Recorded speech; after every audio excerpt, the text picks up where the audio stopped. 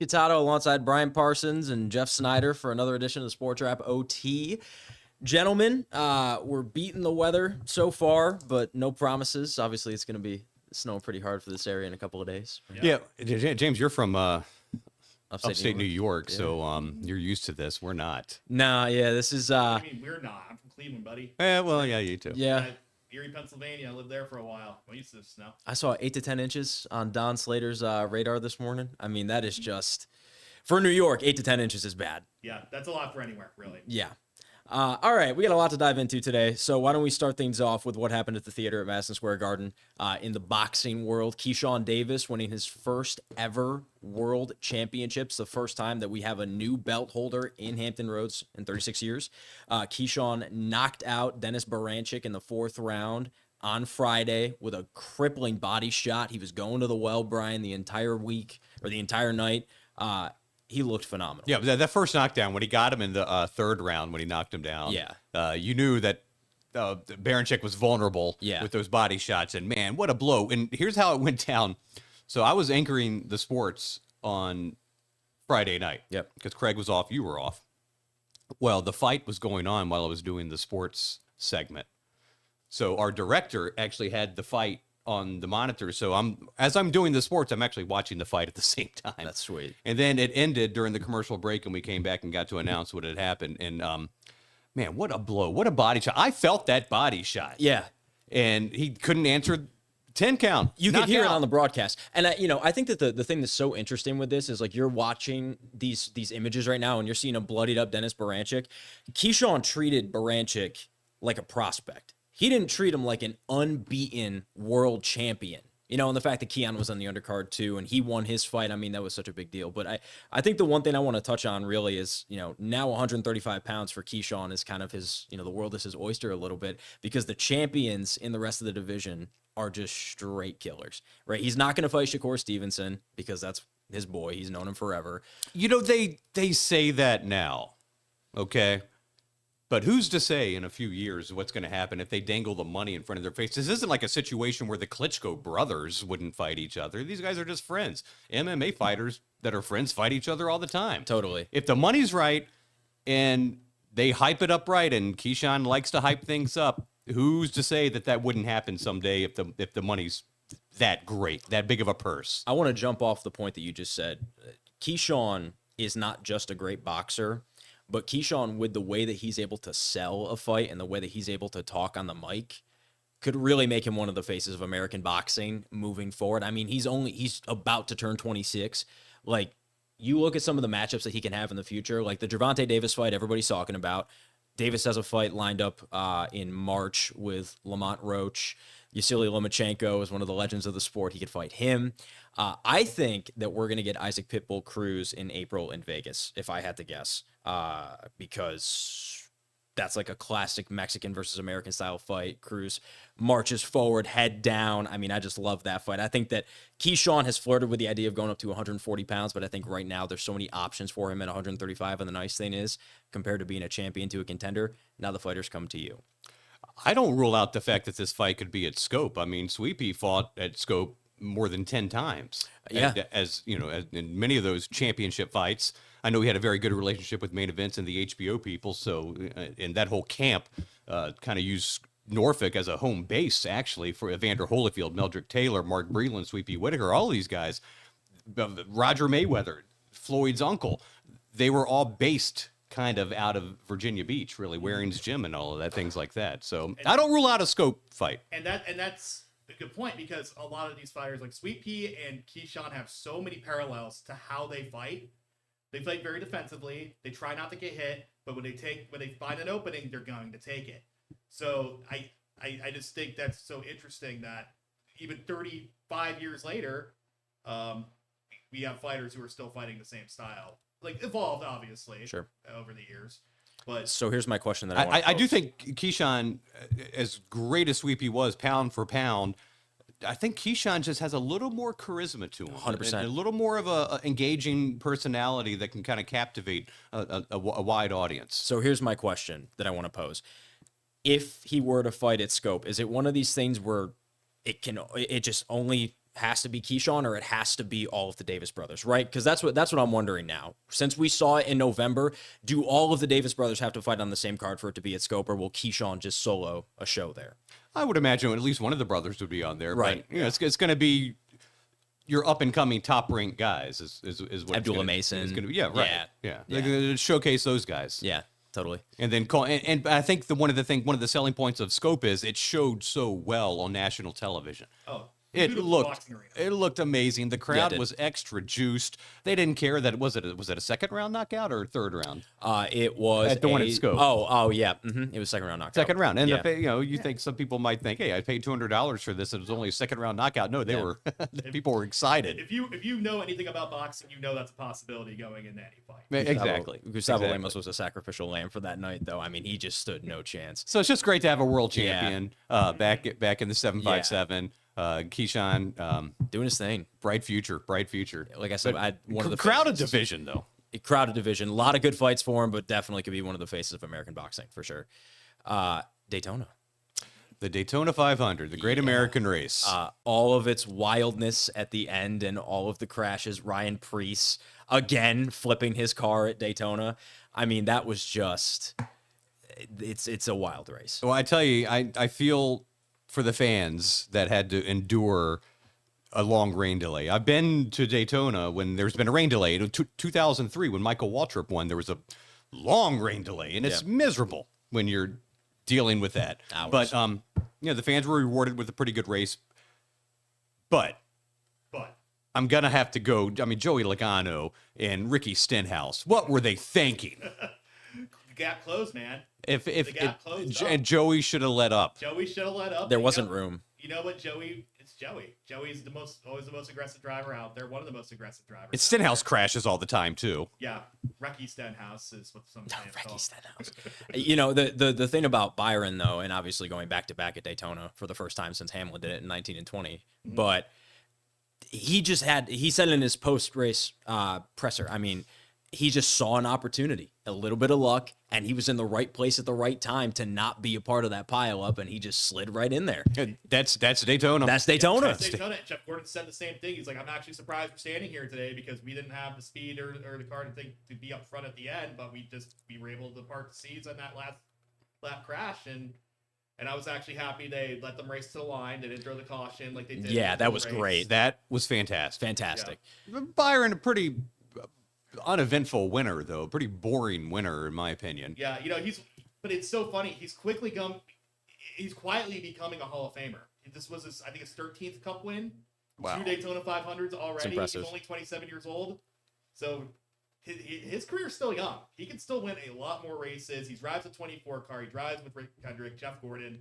The world's his. But the NASCAR is in need of personalities, and he's really not a Right. personality. Speaking of personalities, did you listen to anything that Denny said on his podcast? Denny Hamlin? I have not listened to Denny's podcast yet. He did not like how this race played out because this is like the 5th or 6th year in a row there's been a last lap crash at Daytona, and he's like, all these guys are being reckless. Like he praised Austin Cindric for being a good super speedway racer, and using his head, but he was like, everyone else is just so reckless and so aggressive that we're just gonna wreck all these cars. Well, another thing too is the drastic drop in temperature is going to provide a better grip, and that was because of the delay, the rain delay, right? So I mean, with the track cooling down as much as it did, the tires had more of an opportunity to grip on the track, which means the drivers are going to get a little more, As soon Well, as the bottom ball line thrown is, in, it doesn't matter what it's going to be like when the last 10 laps at Daytona are going to be a wild strap on, hold on, because it always gets crazy on the last 10 laps. Always. They're all going for it. Yeah. Daytona 500, man. It's really the only race. I mean, that in Talladega where 1 through 40 could win. Absolutely. Well, Legitimately. Atlanta's the same way now. That's where they're going next week. Atlanta's kind of the same way now with the way they've reconfigured the track. It's super speedway style racing there these days. Of course, he had the closest finish ever between 3 wide last year. I think Kyle Larson won that race over Daniel Suarez and Ryan Blaney, I believe. Or was it Kyle? Kyle won that race, right? Or was Kyle Busch a part of that 3? Maybe.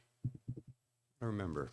I think Suarez might have won. Suarez probably. No, Suarez did win that race. Suarez did win. Yeah. Was that when it was like 3 wide? Yeah. Yeah, wide, it was yeah. ridiculous. Yeah. Yeah, it was. Yeah, I think Suarez. Yeah, Suarez did race. win that. Yeah, Also, real sidebar, because you brought up Jeff Gordon. How gorgeous was that number 24 car? beautiful. I mean, Beautiful. that is just. Shout out to this designer Noah Sweet. That's just so nice. He's a kid. He was I think he's in his early 20s. He's been one of those people who designs like prototype schemes or schemes for fun on it, and he was posting them on Twitter for years and years, and he got a chance to do this car, and it's beautiful, Exalta car. Wish it still said DuPont, but Yeah. thanks, I wanted Kyle Busch to win.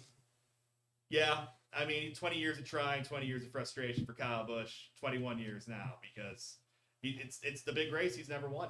He's never done it, and it sucked to see him get caught up in that crash for sure. Time is running out on Rowdy to win the 500. He's not even 40. Yeah, but these guys, He's got like 5 or 6 good years left. we'll see. Yeah. I will say you talked about winning the big race. I think that for a local product, Brendan Butterbean Queen from Chesapeake on Saturday at Daytona International Speedway, he won the ARCA race at the Daytona. I mean, that was just.